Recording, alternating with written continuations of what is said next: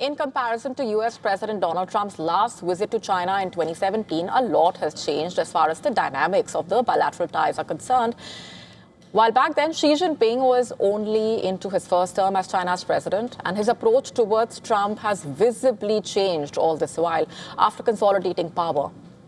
Just to put that into perspective, while both countries were competing on the military front even back in 2017, the US dominated the world economy back then. It accounted for 17% of the global GDP, while China stood at a distant second.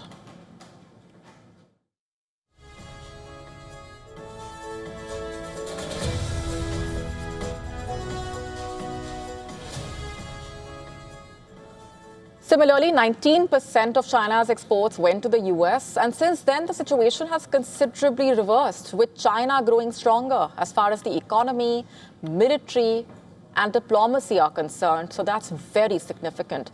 Not just that, AI and the ongoing conflicts in Ukraine and West Asia are unique factors that are shaping the discussions as well this time.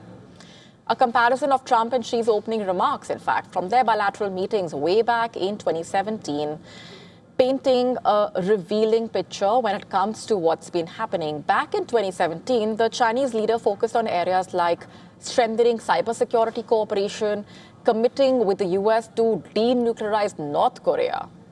What about this time around? Xi Jinping's tone seems to have changed. While highlighting the significance of the bilateral ties, he cautioned the US president on a number of aspects.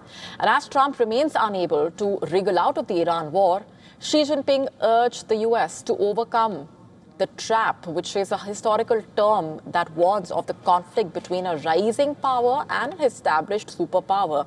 Amid Trump's tariff war, Xi Jinping also advocated trade ties on an equal footing. However, his key intervention was on Taiwan. As per China's Ministry of Foreign Affairs, Xi Jinping termed Taiwan as the most important issue in the bilateral ties. He warned Trump of potential clashes and conflict if the situation is not handled properly, maintaining that independence of Taiwan and cross-strait peace are as irreconcilable as fire and water. He urged the US to exercise extra caution in handling the Taiwan question. And this assumes significance, of course, at a time when the US has paused arms sales worth $11 billion to Taiwan. In contrast, Trump's approach has also changed visibly. In 2017, he appeared to be on the front foot by getting China to agree on North Korea's nuclear threat and bolster cooperation against terrorism in Afghanistan. He also openly called for reforms that advance economic freedom, individual rights and the rule of law.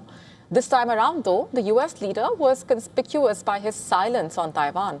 While the White House claimed that Xi Jinping opposed militarization of the Strait of Hormuz and attempts to charge a toll and expressed interest in purchasing more American oil, Beijing did not quite confirm that.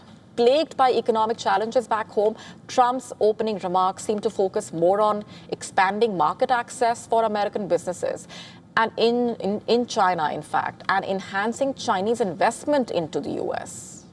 His remarks have also fueled the perception in a way that he was trying to keep Xi in good humor. And I just want to say, on behalf of all of the great delegation that we have the greatest businessmen, the biggest, I guess the best in the world. We have amazing people, and they're all with me. Every single one of them. We asked the top 30 in the world, every single one of them said yes. And I didn't want the second or the third in the company. I wanted only the top. And they're here today to pay respects to you and to China.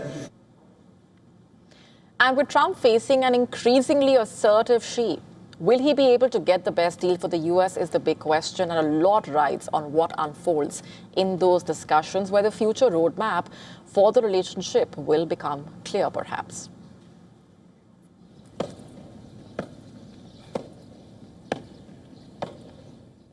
To stay up to speed with the latest news, download the WION app and subscribe to our YouTube channel.